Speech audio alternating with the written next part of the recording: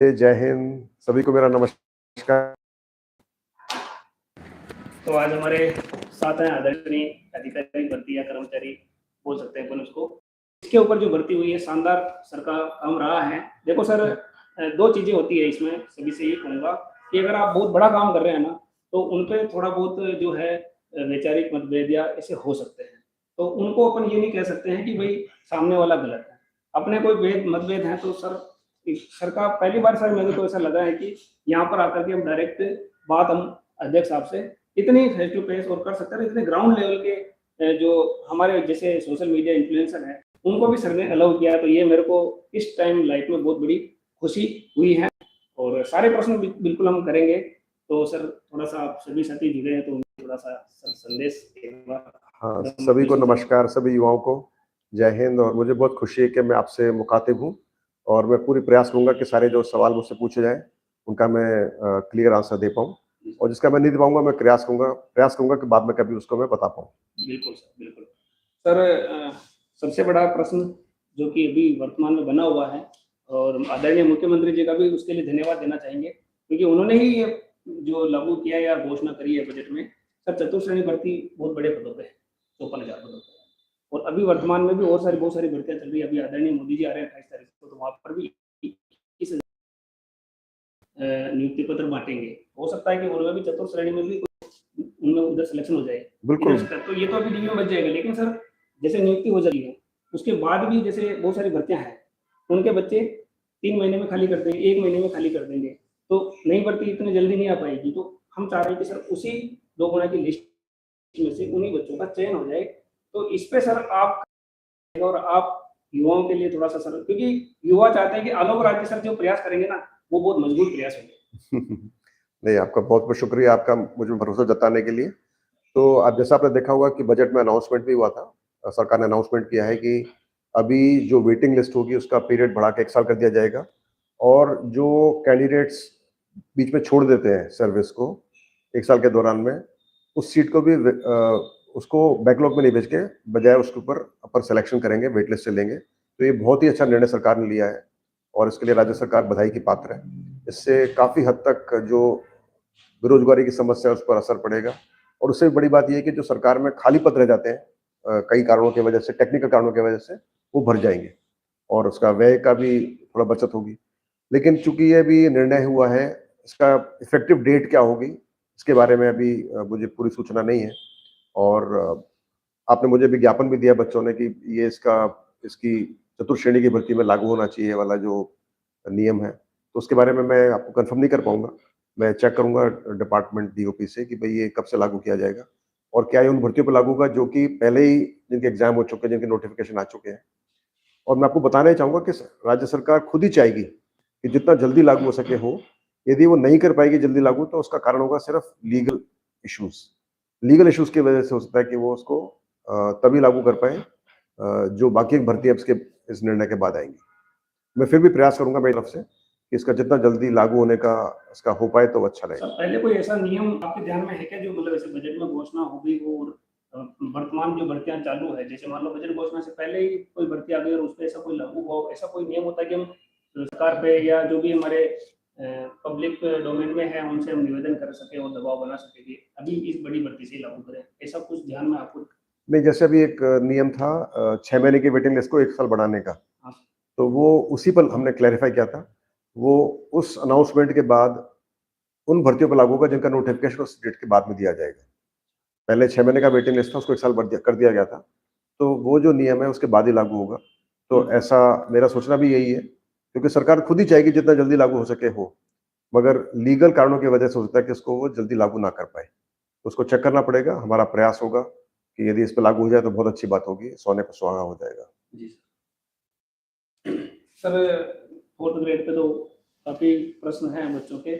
और सर एक जैसे स्क्रूटनी, अभी जैसे 2 गुना वालों का ले रहा हूँ मैं, जैसे अभी 2 गुना वालों ने स्क्रूटनी फॉर्म भरा है, उनमें जैसे मान लो किसी भाई से गलती हो गई है, एक मित्र और से सर बहुत गलतियां हो जाती है, तो उनको जैसे डीवी के टाइम में कोई दिक्कत का सामना करना पड़ेगा? मैंने पहले भी इसके बारे में क्लैरिफाई था। यदि स्क्रूटनी फॉर्म में ज्यादातर डेटा अपन पिकअप करते हैं ओटीआर से ही, आपने जो फॉर्म भरा है डाटा सीधा वहीं से फैच होता है, और उसके बाद भी अपन कुछ गलतियां कर देते हैं, तो मुझे लगता है कि उसमें ऐसी परेशानी की आवश्यकता नहीं है। आप परेशान ना हो। मैंने पहले भी क्लैरिफाई किया था कि जब आप डीवी के लिए आएँगे तो मैं आप अपना एफिडेविट देकर अपनी गलती को सुधार सकते हैं। अच्छा, एफिडेविट से मतलब कोई भी हो ही जाएगा। राहुल सर रहेगा तो किसी माफ़ी कर लो। बिल्कुल सर। नमस्कार सर, आपने हमें मौका दिया। सर, आप हालाँकि नवाचारों के लिए जाने जाते रहे हैं और आपने स्टूडेंट्स के लिए जो बहुत शानदार काम किया है, लेकिन नवाचारों के लिए कभी अच्छी आवाज़ें भी उठती हैं, तो कभी-कभार बुरी भी उठती हैं, क्योंकि स्टूडेंट्स का आप जानते हैं, जब उनके लिए अच्छा हो रहा होता है, तो वो आप हित में होते हैं, और जब लगता है कि कुछ मामला नीचे जा रहा है, तो फिर वो आपके लिए कुछ अलग आवाज़ें उठा देना शुरू करते हैं। लेकिन सर, कुछ नवाचार जैसे हमें सुनने में आया था, कुछ जैसे फॉर्म में गलतियाँ हो गई हैं और उस समय लोग जान नहीं पाए, क्योंकि आप फॉर्म भरने के बाद में तैयारी के फेज़ में होते हो और उस समय अक्सर आपको नहीं पता होता है कि फॉर्म में आपने कहाँ गलती की है, कैसे गलती की है, और जो गलतियाँ लोगों को अब पता चल रही है। खासकर अगर देखा जाए कुछ स्पेशल कोटा, जैसे बिडो का हुआ, चाहे एक्स सर्विसमैन का हुआ, चाहे स्पोर्ट्स वाले हुए, जिनकी कट ऑफ बहुत ज़्यादा कम गई हैं। अब उनको पता चल रहा है कि हम गलती कर चुके हैं। यदि हम जनरल में ना होने की बजाय इससे स्पेशल कैटेगरी में या विशेष कैटेगरी में होते, तो हमारा सिलेक्शन बहुत अच्छे से हो रहा है। जैसे बिडो की कट ऑफ 0.0035, कुछ ऐसा ही, एक्स सर्विसमैन की सारी चीज़ें। सर, उनसे सर बहुत लोगों से गलतियाँ हुई हैं। और हालाँकि विडो की स्थिति आप जानते हो, क्योंकि डाइवोर्स फिर भी इंसान मतलब बाय चॉइस होता है, पर विडो तो कहीं न कहीं भगवान के द्वारा एक तरह से आपदा के तौर पे ही होता है, तो उस समय मुझे नहीं लग रहा कि उनकी मानसिक स्थिति बहुत अच्छी होती है। सर, उनसे गलतियाँ हुई हैं और बहुत बड़ी मात्रा में हुई हैं, तो उनके लिए सर कोई स्पेशल प्रावधान? तो एक्चुअली फिलहाल तो प्रावधान नहीं है, लेकिन हमारा प्रयास है कि हम जो करेक्शन होता है, फॉर्म करेक्शन होता है, उसको हम अ, या तो परीक्षा के बाद खोलें, ताकि बच्चे का जब जब एडमिट कार्ड बच्चे के पास आता है, उसके हाथ में जब एडमिट कार्ड आ जाता है, तो बच्चा देख लेता है कि मुझे किस कैटेगरी में डाला गया है। बिल्कुल। क्योंकि उसने जब वो भरता है ई-मित्र के द्वारा, तो ई-मित्र उसको मान लो ईडब्ल्यूएस नहीं लिखता, या उसको ओबीसी एमबीसी नहीं लिखता, तो कम से कम में हाथ में आ जाता है, तो पता पड़ जाता है कि मेरे को, मैं मेल हूँ कि फीमेल हूँ, कि मेरा क्या भरा हुआ है। तो एक हमारा भी इस पे विचार चल रहा है कि इसको हम जो फॉर्म करेक्शन पहले कराते थे परीक्षा के बाद, वो भी दोबारा शुरू कर दें, ताकि बच्चे को एडमिट कार्ड देख लिया होगा। दूसरा हमारा प्रयास चल रहा है, वो एक नवाचार होगा कि हम जब बच्चा फॉर्म भर लेता है, तो हम उसका एक डमी एडमिट कार्ड जारी करें, और वो एडमिट कार्ड उसके ईमेल एड्रेस पर आ जाए, और बच्चा फिर चेक कर ले कि मेरे एडमिट कार्ड में मेरे बारे में क्या लिखा हुआ है, कि मैं मेल हूँ, फीमेल हूँ, मेरी कौन सी कैटेगरी है, सब डिटेल्स। तो उससे क्या होगा कि फिर बच्चे को, लेकिन फिर भी बच्चे को चौकन्ना रहना पड़ेगा। यदि बच्चा चाहे कि खाली ई-मित्र देखे, तो फिर संभव नहीं हो पाएगा। तो दोनों चीज़ विचार चल रहा है। जैसे ये हमारा हो जाएगा, फिर शायद ये परेशानी खत्म हो जाएगी, क्योंकि फिर बच्चे को पहले से पता पड़ जाएगा, फॉर्म करेक्शन करने से पहले, कि मेरे फॉर्म में मैंने क्या-क्या डिटेल्स भरी हैं, क्या वो सही है कि गलत है। बिल्कुल। सर, मेरा दूसरा सवाल भी सर आपके नवाचारों से ही रिलेटेड है। मतलब बच्चे देखा है, जैसे कई बार होता है कि आप सर्दियों में ये ड्रेस कोड है आपका, गर्मियों में ये ड्रेस कोड है। अक्सर करके सर्दियों में आप जूते पहनने की आज़ादी दे देते हो और गर्मियों में बोलते हो भाई इसकी वज़ह से शायद नकल होगी, इसलिए आप क्लास के बाहर उतारने पड़ेंगे, या जो भी आपका एग्ज़ाम हॉल है उसके बाहर उतारने होंगे। तो बच्चे बोलते हैं सर ये तो चलो ठीक है, अपने समय पे जैसी आवश्यकता है उस हिसाब से चलता रहता है। लेकिन आलोक राज जी ने क्या ऐसे कुछ नवाचार किए हैं जो बोर्ड के अंदर, यदि कुछ अधिकारी भ्रष्ट हैं, जैसे अभी कुछ समय पहले माथुर साहब पकड़े गए, तो इनको पकड़ने के लिए कोई स्पेशल नवाचार किए होंगे, सब इनको ही पकड़ पाएँ? क्योंकि जहाँ पे बैठे हैं अपने नीचे ही एक बार कम से कम सफाई हो जाए तो बेहतर है। सबसे पहली बात तो आपने बोला कि जूते उतारने के बारे में, तो जूते उतारने का कोई भी नियम नहीं है। जी सर। वो आमतौर पे बच्चे खुद ही उतार के जाते हैं कक्षा के कक्ष के अंदर, चाहे सर्दी हो चाहे गर्मी हो, जूते अलाउड है। यदि वो टखने से नीचे के जूते हैं, तो आप पहन सकते हो उनको। तो वो पहली बात। और नवाचार बहुत सारे किए, और आपको मैं बताना चाहूँगा, जैसे ही मैं इस यहाँ पर इस बोर्ड में आया था, तो मैंने आते ही यहाँ पर बहुत बड़े-बड़े पोस्टर लगाए थे, अभी भी लगे हुए हैं, कि आप यदि कोई आपसे रिश्वत माँगे तो आप फौरन उसकी सूचना दो। मुझे आए यहाँ पर करीबन 2.5 साल से ऊपर हो गया, मैं वेट कर रहा हूँ एक पहले कॉल का, पहले मैसेज का, किसी भी शिकायत का, कि मुझे बोले कि साहब यहाँ पर फलाना आदमी रिश्वत ले रहा है। ठीक है, पहली बात। दूसरी बात, जिसमें मुझे शक होता है या मुझे लगता है कि आदमी सही नहीं है, तो मैं कोशिश करता हूँ उसको निकाल दूँ। माथुर साहब का मुझको कोई पता नहीं पड़ा कि उसके बारे में कि उन्होंने ऐसा किया था, और मेरे सामने उन्होंने काम सही किया था, और जब मेरे सामने काम सही कर रहे हैं, सिंसियरली कर रहे हैं, कोई गड़बड़ नहीं हो रही है, तो फिर मुझे कोई भी हक नहीं बनता कि उसको मैं निकाल के फेंक दूँ।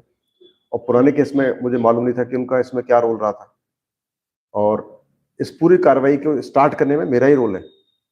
जैसे मुझे पता पड़ा सर इंसिडेंट हुआ था 2019 में, तो सबसे पहले मैंने ही एसओजी को लेटर लिखा है। ये मेरे ही पहल पर हुआ है, और उसमें टाइम लगा, क्योंकि उनको भी पूरी जांच करनी पड़ती है, पकड़ने पड़ते हैं लोग, इन्फॉर्मेशन लेनी पड़ती है। तो आप ये सोचें कि जो आप बोल रहे हैं नवाचार की, मेरा यही नवाचार है कि मैंने खुद ने इस पे एक्शन लिया लिखित के अंदर, तभी जाकर तो एसओजी ने इनको पकड़ पाया। तो हमारा प्रयास रहता है कि हम सबकी खबर रखें, तो पूरा प्रयास करता हूँ सबकी खबर रखें, लोगों से पता करता हूँ, टेलीफोन के जरिए पता करता हूँ, सारा पता रहता है। तो हमारा प्रयास रहता है उसके बाद भी। और दूसरी बड़ी बात, मेरा जो सिस्टम है, हमारा एसओपी बहुत अच्छी बनी हुई है और उस पर मेरा पूरा भरोसा है। और जो हमारी एसओपी है उसके अनुसार जो ओमार शीट का सारा काम माथुर साहब के हाथ में नहीं है, किसी हमारे स्टाफ के हाथ में नहीं है। ये सारा काम एक सिविल एजेंसी करती है। वो हमेशा हर जगह ऐसे ही होता है, सिर्फ यहाँ नहीं, कर्मचारी चयन बोर्ड में नहीं, चाहे वो दूसरी एजेंसी हो, रिक्रूटमेंट एजेंसी हो, चाहे वो दूसरे बोर्ड हो, चाहे वो दूसरे पब्लिक सर्विस कमीशन हो, चाहे वो दूसरे जो भी कोई हो, हर जगह पर ये सारे काम जो होते हैं बहुत मोस्ट कॉन्फिडेंशियल, इसको सरकारी कर्मचारी नहीं करते, उसको एक प्राइवेट एजेंसी करती है। और मेरे को मेरी प्राइवेट एजेंसी पर पूरा भरोसा है और मैंने खुद ने सिलेक्शन करके उनको लगाया है, तो इसलिए मुझे भरोसा है। इसलिए मैं बोल पा रहा हूँ आपको इतने भरोसे से कि कोई भी उमर शीट नहीं बदली गई है। कोई भी जो बोल रहे हैं लोग चतुर्थ श्रेणी में 10,000 20,000 उमर शीट बदली कर दी गई, तो आपको 10-20 नाम देने में पसीने छूट गए लोगों के। जो नाम दिए उनके मैंने सारी डिटेल्स मैंने बता दी, किसने पशुपचन में कितने कितने जो बैठे थे उनके कितने कितने मार्क्स आए थे। तो अब बोलने को आप कुछ भी बोल सकते हो, ट्विटर पे बोलना बड़ा आसान होता है, ट्विटर पे बोलकर भाग जाना बहुत आसान होता है, लेकिन ग्राउंड पर और पूरी मीडिया को पूरा पता है। और मैंने मीडिया को पूरा बोल रखा है कि आप चाहो जब आप किसी का भी नंबर ले लो, किसी का एड्रेस ले लो, किसी से बात कर लो, आप किसी का रोल नंबर लेकर आ जाओ, नाम लेकर आ जाओ, पूरी डिटेल्स आपको दे देंगे। आप जांच कर सकते हो, पता कर सकते हो, जासूसी कर सकते हो, ठीक है कि नहीं। और ये आप जो पता कर पा रहे हो भी कि वीडियो में इतने परसेंट नंबर आए और चतुर्श्रेणी में इतने नंबर आए, कैसे पता पड़ा आपको? नहीं, आप कैसे पता पड़ा?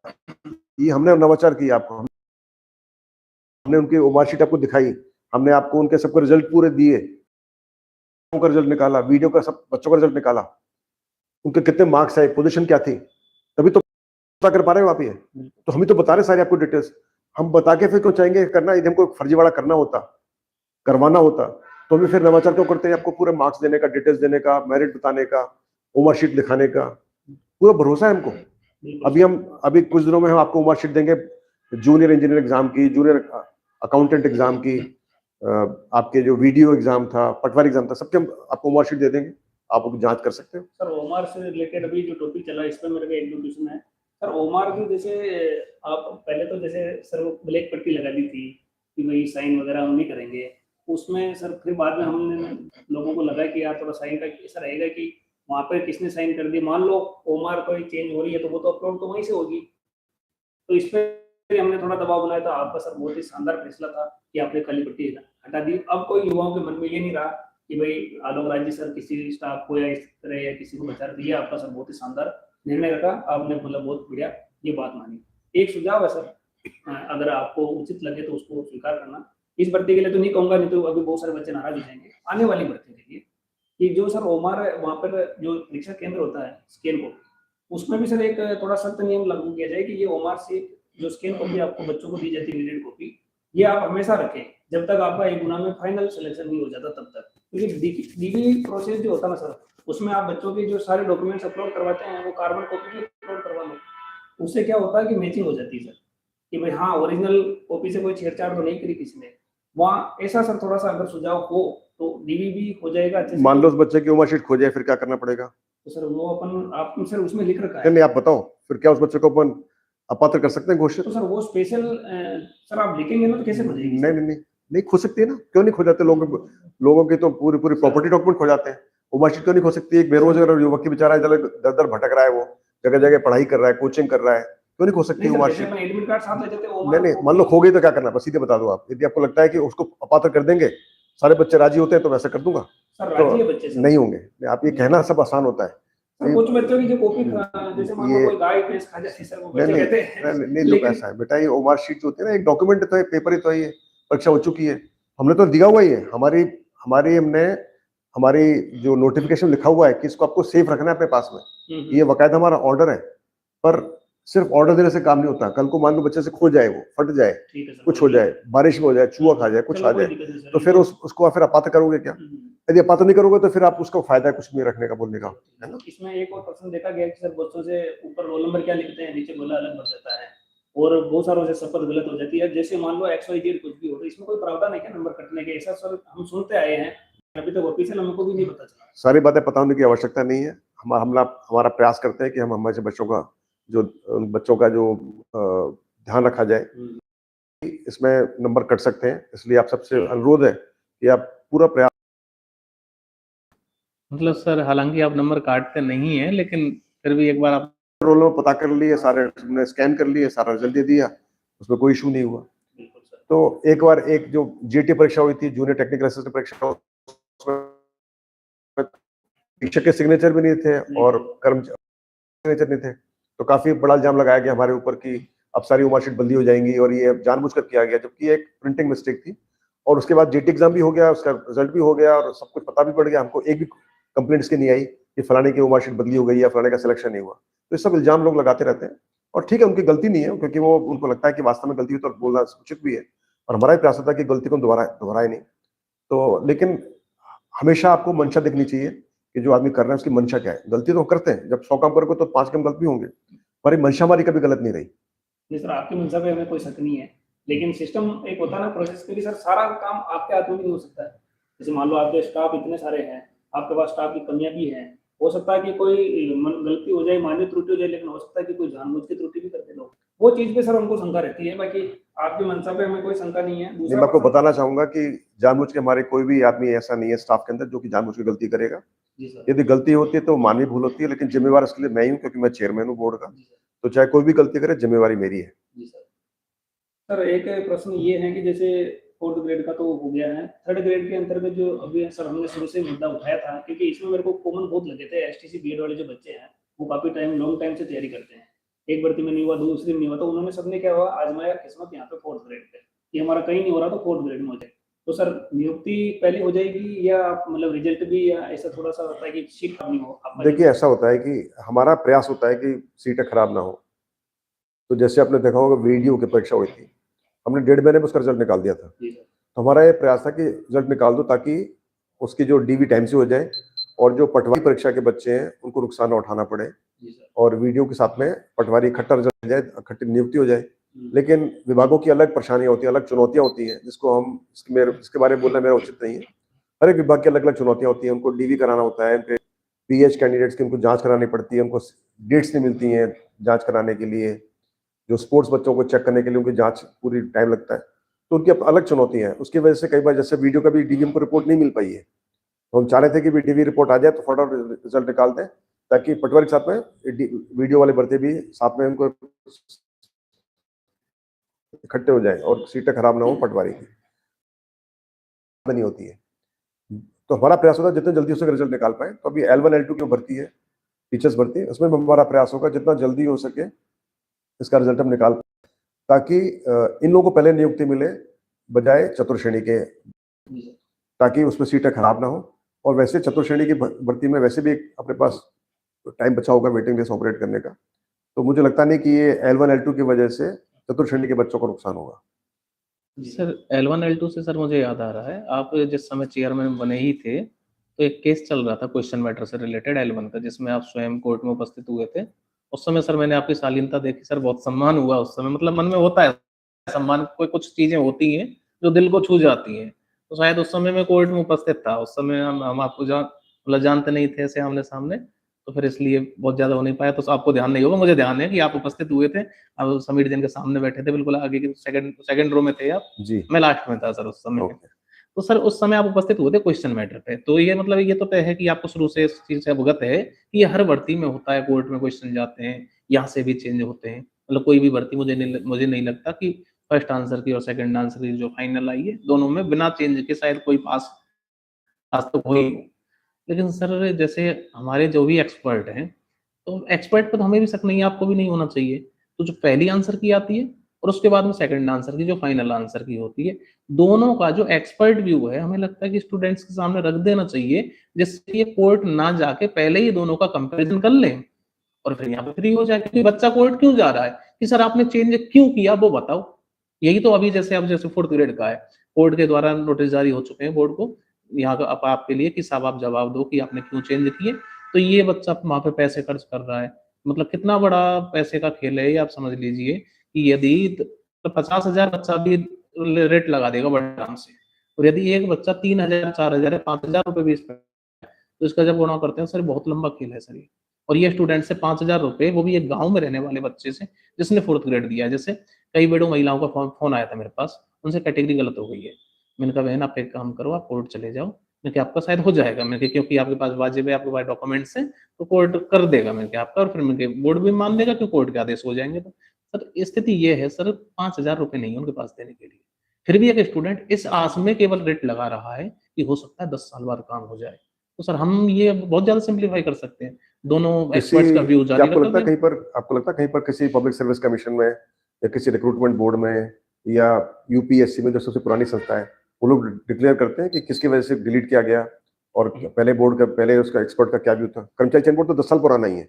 आरपीएस ऐसा करती है? नहीं सर, हमें समस्या क्या है इस चीज़ में? जी? समस्या क्या है इस चीज़ से? नहीं, सर इनका मैं बात कर रहा हूँ, प्रश्न ये एक ऐसा होता है ना, ये सारे जो व्यूज होते हैं सारे कॉन्फिडेंशियल होते हैं, जी। सर ठीक है कि नहीं? इसमें जो एक्सपर्ट होते हैं उनके भी डिटेल्स होती हैं, उनके भी सिग्नेचर होते हैं, उनके नाम होते हैं, वो सारे एक्सपोज हो जाते हैं, लोग उन पर दबाव डाल सकते हैं, उनके खिलाफ एक्शन ले सकते हैं, तो सारी डिटेल्स हमको कॉन्फिडेंशियल रखनी पड़ती है। और यही कारण होता है कि सभी, चाहे किसी भी पब्लिक सर्विस कमीशन हो, कोई भी बोर्ड हो, आप बता दें यूपीएससी आरपीएससी पुरानी संस्थाएं, यदि वैसे डिक्लेयर करते होंगे हम भी उनको फॉलो कर लेंगे, हम भी डिक्लेयर कर देंगे, और ये सारी डिटेल्स कॉन्फिडेंशियल रखी जाती है। कोर्ट में भी तो सर देते ही है ना। हाँ, तो वो कोर्ट में स्पेसिफिक देनी पड़ती है और वो उसके बाद उसमें डिटेल्स देते नहीं है कि हमारे एक्सपर्ट कौन थे। नहीं सर, वो हम पहले भी कर सकते हैं ना। हाँ, सर नहीं तो एक्सपर्ट नहीं देखो, चाहिए हमको, आप हमको डिटेल चाहिए हमें कि केवल इस प्रश्न का डिलीट क्यों किया, क्या कारण नहीं, रहा है, और वो पहली परीक्षा में भी सर पूछा गया आपकी बोर्ड की। नहीं, वो बिल्कुल ऐसे सही प्रश्न है। है सर बहुत सारे। आपकी जो डिमांड है बिल्कुल जायज है, हर एक बच्चे को जानने का पूरा हक है कि क्या होना चाहिए, लेकिन जो प्रोविजन अभी है उसके हिसाब से भी नहीं है। तो इसमें विचार करूंगा, यदि ऐसा कीजिए सर थोड़ा सा विचार करूंगा कि ऐसा हो सकता है, तुम करेंगे, क्योंकि देखो आप कुछ भी करते हो तो काम बढ़ जाता है बहुत सारा। अब ये सारा काम लिखित में होता है, ये जो लिखित होता है ना, सारे एक्सपर्ट्स लिखित में सब जवाब देते हैं। अब उसको फिर आप टाइप करके हर एक को बताओ, भाई एक आध परीक्षा हो साल में, अब भी कर सकता है। अभी हम एग्जाम कराने वाले हैं 30 टीचिंग एसोसिएट के एग्जाम की, 30 तो उसमें की बनेंगी, 30 की के एक्सपर्ट रिव्यू बनेंगे, उसका दोबारा फिर उसके बाद सेकंड टाइम होगा, सेकंड दोबारा व्यू बनेंगे, काम बहुत बढ़ जाता है। हमारे पास इतनी हमारे पास मैन पावर नहीं होती है। और दूसरी बात, इसके अंदर कई सारे इश्यूज होंगे जो मैंने कभी ध्यान नहीं दिया इसके ऊपर, क्योंकि यदि दूसरे कोई बोर्ड करता होता, कोई आरपीएससी करता होता, तो फिर भी एक बार सोचता कि हम भी कर सकते हैं फिर तो। लेकिन सर आरपीएससी तो संवैधानिक संस्था है, अपना तो इंडिविजुअल है। नहीं, वो तो कोई बात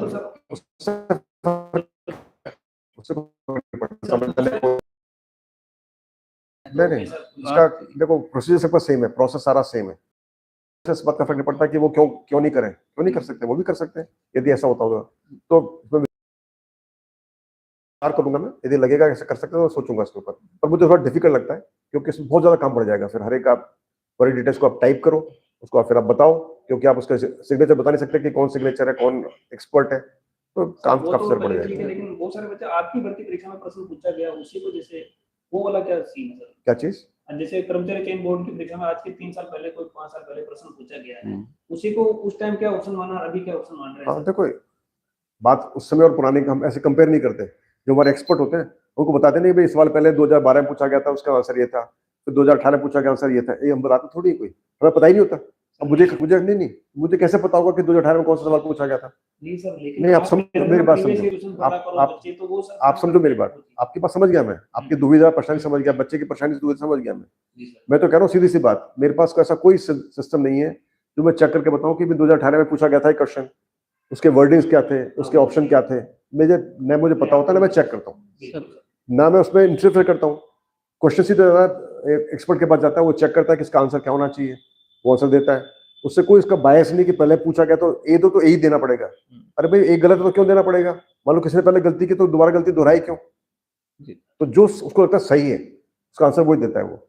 अब आज की तारीख में वो सही है तो उसको सही मान के देता है। मतलब वही सर रास्ता, यही कोर्ट के रास्ते खुले, आप जाओ तुम्हारी इच्छा। नहीं बिल्कुल, वो तो नहीं, कोर्ट के रास्ते हमेशा खुले रहे, कोर्ट के रास्ते हमेशा खुले रहे, लेकिन आप चाहो कि हम उसको बता दें एक्सपर्ट को कि इसको पहले पूछा गया इसका आंसर ए था, इसको आप ए ही करो, फिर तो एक्सपर्ट का मतलब क्या हुआ? फिर तो हम खुद ही आंसर दे दें उसका बना के। तो एक्सपर्ट डिसाइड करता है कि उस समय उसको क्या पढ़ाता है, वो क्या आंसर सही है।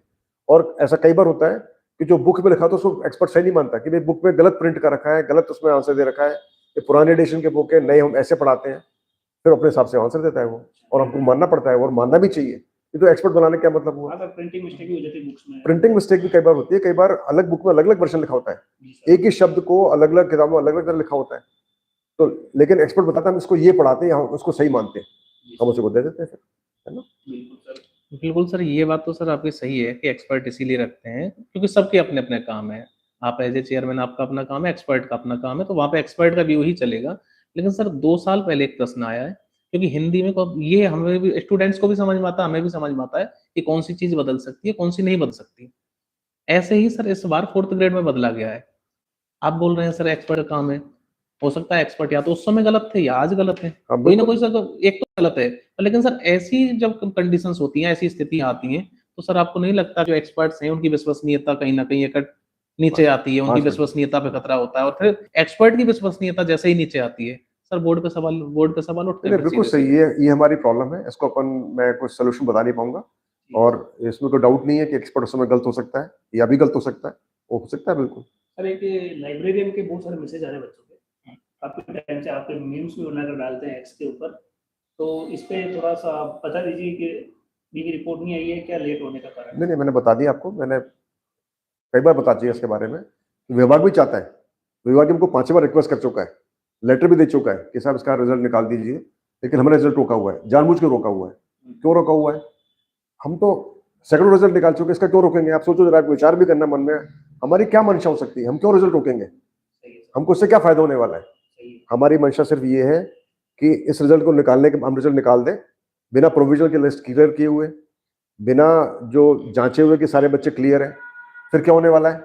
दो चीज होंगी। पहला तो ये होगा कि मान लो हम बच्चों को प्रोविजनल करके छोड़ दें, पी लिख दें उनके जगह पर और फिर रिजल्ट निकाल दें। जहां पर वो बच्चे पी वाले बच्चे जहां पर पात्र हुए वो तो सही है, जहां अपात्र हुए वो सीट बेकार हो जाएगी, वो सीट बैकलॉग में जाएगी। जिस भी बच्चे को हम प्रोविजनल करके हमने रिकमेंड करके भिजवा दिया अभी संसा, और बाई चांस वो बच्चा अपात्र हो जाता है तो वो सीट कहाँ जाएगी? बैकलॉग में। उसमें पर सीट नीचे लेके नहीं आ सकते ऊपर, समझ गए आप? तो हम वो प्रोविजनल वाला कर नहीं सकते। और मान लो हम प्रोविजनल के बिना निकाल दें रिजल्ट, जो बच्चे प्रोविजनल को हम कंसिडर नहीं करें, रिजल्ट निकाल दें, तो फिर क्या होगा? फिर हमको दोबारा रिजल्ट निकालना पड़ेगा, उसमें रीशफल होगा। तो जो बच्चा शिक्षा विभाग में गया है वो संस्कृत विभाग में जाएगा, उसकी चॉइस थी शिक्षा विभाग, मगर उसकी मेरिट में कम है तो शिक्षा विभाग जाना, संस्कृत विभाग जाना पड़ेगा। फिर वो जाएगा कोर्ट के अंदर कि साहब मुझे आपने संस्कृत विभाग दे दिया। तो ये पहले हो चुका है, ये हम पहली बार नहीं कर रहे वाले ऐसी भर्ती, ये मल्टीपल डिपार्टमेंट भर्ती पहले कर चुके हैं, जूनियर इंजीनियर भर्ती में कर चुके हैं। और हमने तभी भी यही स्टैंड रखा था, हमने उनको क्लियर नहीं किया था। हम क्यों चाहेंगे मतलब डिले करना? आप सोचो ना, हमारे को मतलब क्या, हमारी क्या मंशा होगी डिले करने की? बिल्कुल, तो विभाग चाह रहा है, मुख्यमंत्री कार्यालय चाह रहा है, डीओपी चाह रहा है, सब चाह रहे हैं, फिर भी हमने रिजल्ट रोक रखा है। इसकी वजह से रोक रखा है कि वो जो बच्चे जो कि बिल्कुल बॉर्डर लाइन केसेज हैं, जो कि वेटिंग में हैं, और ये बच्चे जो अपात्र होंगे उनकी जगह दूसरे बच्चे आ पाएंगे, नहीं तो सारे बच्चे बेकार हो जाएंगे। ये मान लो 10 बच्चे हैं, 20 बच्चे, 50 बच्चे हैं, उनका सिलेक्शन नहीं हो पाएगा और या फिर लिटिगेशन होगा। तो ये 2 कारण इसकी वजह से हमने इसको रोका हुआ है। बिल्कुल और सर, हमने रिक्वेस्ट की है शिक्षा विभाग से जितना जल्दी हो सके इसकी प्रोविजन इसको क्लियर किया जाए, उसके बाद हम रिजल्ट निकाल बिल्कुल, देंगे। बिल्कुल सर, तो जो भी बच्चे कमेंट्स कर रहे हैं रिजल्ट्स के लिए, तो सर की मंशा साफ है, क्लियर है कि सर की तरफ से 1% कोई रिजल्ट नहीं रोका जाता, तो आप परेशान नहीं होवें। बहुत सारे कारणस होते हैं जो डीवी में भी वो लगते हैं, और बहुत सारे तुम गलतियां भी कर देते हो, तो उनको सुधारने में भी बहुत सारी चीजें होती है। तो सर का आज मुझे क्लियर हुआ है, बाकी मैं भी तुम्हारे ट्वीट्स वगैरह को रिट्वीट करता था, लेकिन आज पता लगा है कि बहुत सारी चीजें यहाँ पे देखने को मिलती हैं और होती रहती हैं। सर कुछ क्वेश्चंस टेक्निकल अभी बस 5 मिनट में बिल्कुल काम है खत्म मेरे को करना ना। है। हाँ, एक सर ओटीआर में प्रॉब्लम हो गई थी मान लो बच्चों के, तो आगे उनसे जैसे ये फेच होता है डेटा उनसे, ये गलतियां बहुत करते हैं, फिर सर उनको पूछते हैं, एक तो वो, और एक जैसे 2 गुना का रिजल्ट आ गया, अब कोई आवेदन में कैटेगरी में कोई चेंज वगैरह ऐसा कुछ, थोड़ा 1-2 टेक्निकल क्वेश्चन इनके रिप्लाई। नहीं, नहीं, ओटीआर में तो प्रावधान है इसको चेंज करने का, तो एडिट करने का प्रावधान है, वो अपना एप्लीकेशन दे सकते हैं, आरपीएससी को उसके थ्रू एडिट कर सकते हैं। और जहाँ तक 2 स्क्रूटनी फॉर्म के अंदर है, उसमें अभी एडिट का प्रावधान नहीं है। अगर आपको मैंने पहले बताया था, मान लो उन्होंने कोई गलती की हुई है कुछ, तो आके बता सकते हैं, एफिडेविट दे सकते हैं, और जब डीवी के टाइम पर, तो मेरे को लगता है कि वो, लेकिन मान लो उसकी कैटेगरी इसमें कुछ दी हुई है तो चेंज नहीं हो सकती। जो कैटेगरी आपने पहले दी आपको उसी में मेंटेन करना पड़ेगा, क्योंकि रिजल्ट कैटेगरी आधार पर बना है। यदि आप अभी चेंज करते हो तो हमको पूरा दोबारा रिजल्ट बनाना पड़ेगा, दोबारा नॉर्मलाइजेशन करना पड़ेगा, सब कुछ दोबारा करना पड़ेगा, जो हम नहीं कर सकते।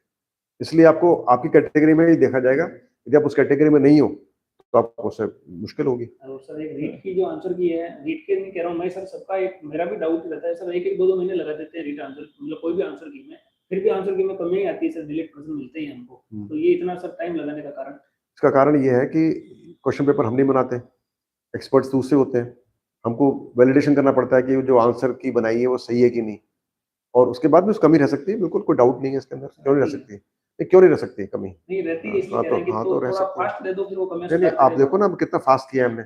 आप जितनी परीक्षाएं 10 साल के अंदर हुई हैं, 2014 से 2023 तक कितनी परीक्षाएं हुई हैं? 107 परीक्षाएं हुई हैं। जी सर।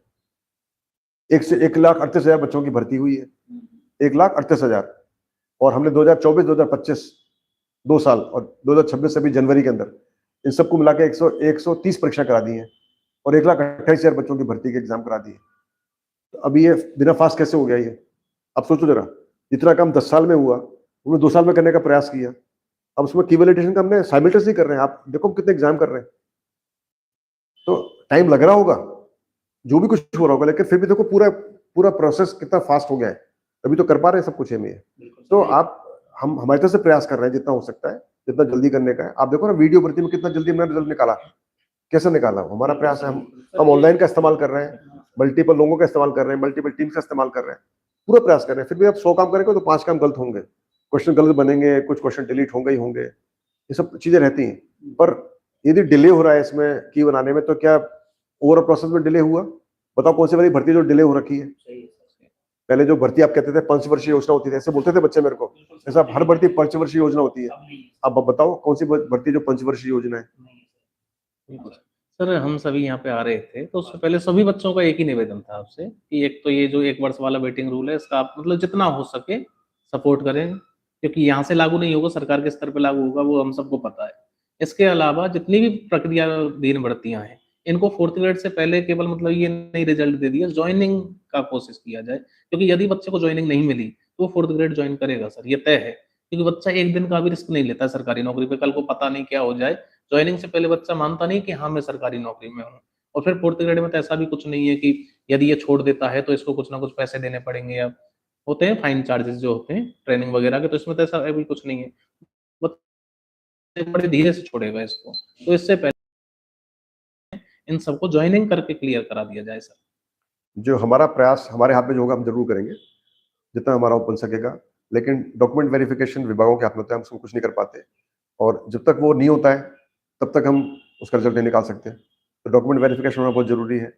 और रिजल्ट निकालने के बाद में नियुक्ति विभाग करता है, तो वो कब और कैसे करेगा उसके बारे में हमारा कोई कंट्रोल नहीं होता है। तो हमारे जो कंट्रोल में है हम वो जल्दी जितना जल्दी हो के प्रयास करेंगे, और हम परस्यू भी करते हैं, हम बात भी करते रहते हैं विभागों से। जैसे वीडियो से मैं वीडियो की भर्ती के बारे में मैं कई बार बात करते बताया, उनकी भी चुनौतियां होती हैं, उनकी परेशानियां होती हैं, उनको डेट्स नहीं मिलती है मेडिकल की और कईयों की, तो कई बार डिले हो जाता है।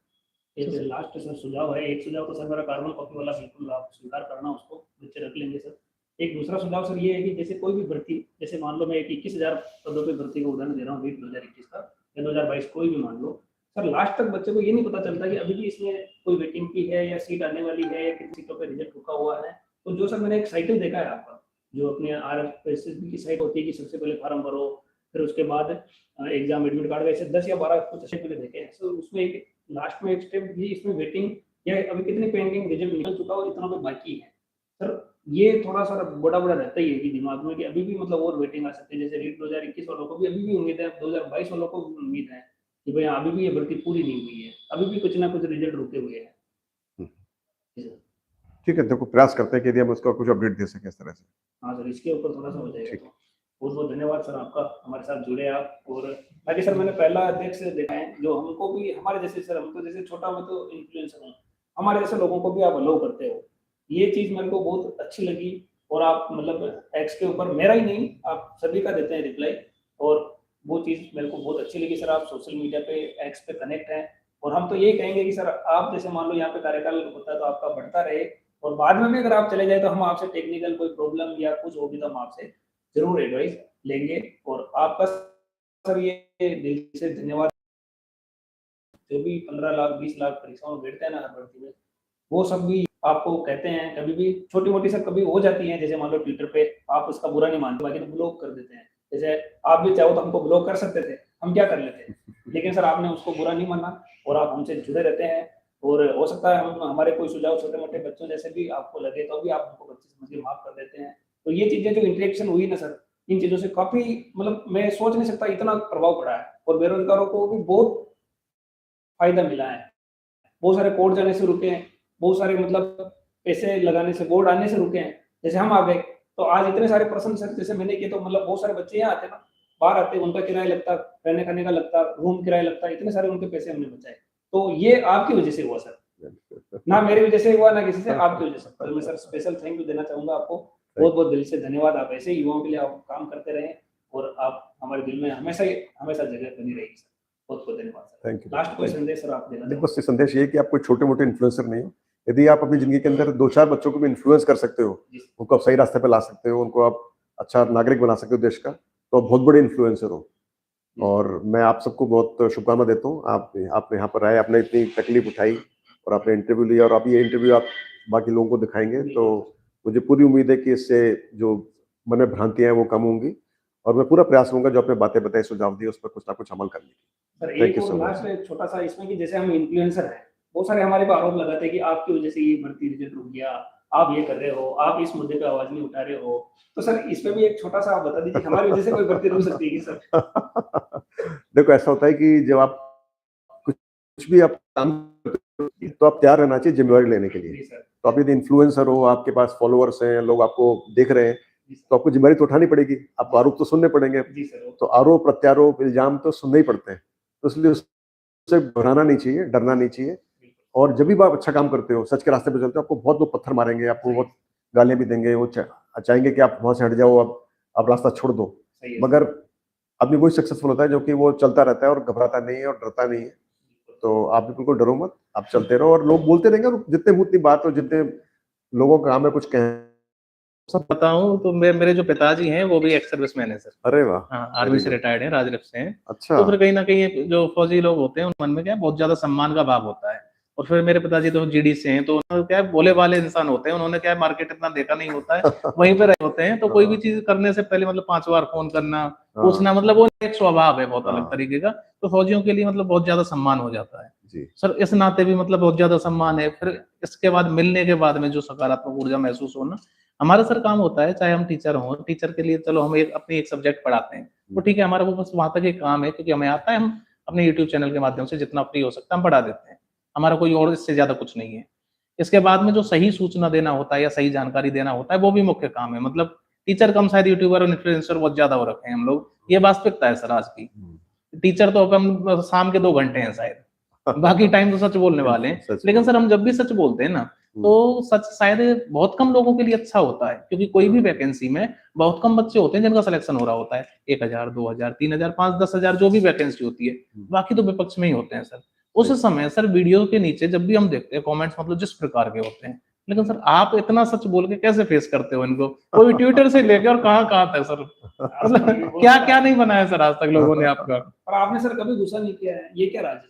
आप तो ये आर्मी में अभी 2 मिनट लगे बंदूक से मतलब शाम को ऐसे नहीं होता, कुछ देखा, अच्छा अभी बताता हूँ, फिर ठंडा हो गया, नहीं ये नहीं करना है, अच्छा वाला भेजना है हमें। नहीं, देखो, मेरी उम्र अभी 63 साल हो गई है, थोड़ी मैच्योरिटी तो होनी चाहिए ना आदमी के अंदर, कि भाई ठीक है, बच्चे बोल रहे हैं, और बच्चे कैसे पीड़ा में भी होते हैं, ऐसा भी नहीं कि सारे बच्चे ही जानबूझ कर ऐसा गलती बोल रहे हैं, पीड़ा में होते हैं। लाइब्रेरियन के बच्चे परेशान हो रखे हैं, जो बच्चे सही है, जिनका सही डॉक्यूमेंट्स हैं, डीवी हो रखा है, अब उनके घर वालों को पूछते रहते होंगे, तो मतलब बहुत ही जाहिर सी बात है कि उनको परेशानी हो रही है, दुख हो रहा है, डर लग रहा है। वीडियो वाले बच्चे, उनको जो पटवारी बच्चे को डर लग रहा है कि वीडियो के अंदर सिलेक्शन हो जाएगा, सीट छोड़कर जाएगा वीडियो में, तो हर एक बच्चे को डर लगा रहता है। तो ये बहुत ही वाजिब और व्यवहारिक चीज है कि ऐसा होगा ही होगा। तो जब ऐसे बच्चे बोलते, मैं ऐसा मान लेता हूँ कि शायद कोई कारण होगा, बच्चा पीड़ा में होगा, परेशानी में होगा, ऐसा बोल रहा है। और मुझे दिखता भी कई बार कि बच्चा जानबूझकर उकसाने के लिए बोल रहा है। कोई बात नहीं है, वो अभी उम्र कम है उनकी, मेरी उम्र ज्यादा, तो मुझे थोड़ा सा संयम रखना चाहिए। तो उम्र के साथ में संयम थोड़ा आ जाता है, और रखना भी चाहिए। और मैं उम्मीद करता हूँ कि बहुत ही सही वक्त आने पर सही बच्चों को पता पड़ जाएगा कि सच क्या है और गलत क्या है, तो फिर शायद वो सम्मान भी करें, उसको सही भी लगे मेरी बात। सर ऐसा कोई कभी कांड हुआ क्या आपके साथ कि जैसे आपको गुस्सा आ गया और आपने किसी साथी को बंदूक से डरा दिया हो, क्योंकि आपका आर्मी में लगा नहीं, कभी ऐसा नहीं करते, आर्मी में ऐसा नहीं होता। नहीं सर, मजाक में। नहीं, कभी ऐसा नहीं, बंदूक से कभी भी, बंदूक खिलौना नहीं है। आर्मी के लोग कभी भी बंदूक से ऐसा नहीं करेंगे, बाकी लोग कोई भी कर सकते हैं, आर्मी के लोग कभी बंदूक को एक सम्मान की दृष्टि से देखते हैं और कभी भी इसको पॉइंट नहीं करते।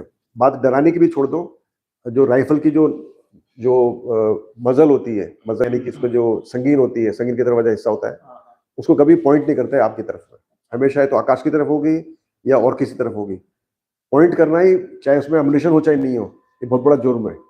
तो आर्मी वाला कभी नहीं करेगा, बाकी लोग कर सकते हैं। बाकी तो आप नहीं सर, आपके बिल्कुल फादर सर। हैं, वो जानते होंगे इस बात को, आप पूछोगे तो बताएंगे। आप उनको मेरे जय हिंद बोलना मेरी तरफ से। बिल्कुल सर। ठीक है, क्योंकि सर ये है, हमारे पास ये लाइसेंस की छोटी सी, तो वो हमारी सुरक्षा नहीं करती सर आजकल घर में, हम उसकी सुरक्षा करते हैं घर का। जो सबसे सुरक्षित स्थान है पिताजी, वहां पे उसको रखते हैं। बिल्कुल पता नहीं मैंने कब का देखा है उसे।